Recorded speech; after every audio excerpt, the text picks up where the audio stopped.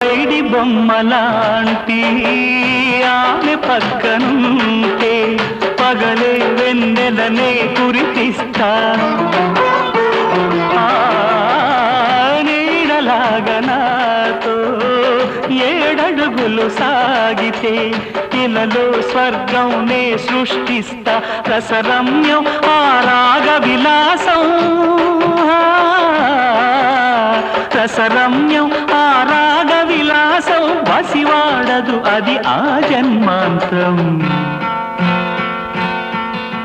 అందమైన నా ఊహల మేడకు ఆవిడమణి దీపం అంది అందని నాశలకు ఆమె ప్రతిరూపం ఆ తలపే నా ధ్యానం ఆ అభినవ దేవత నా ప్రాణం అందమై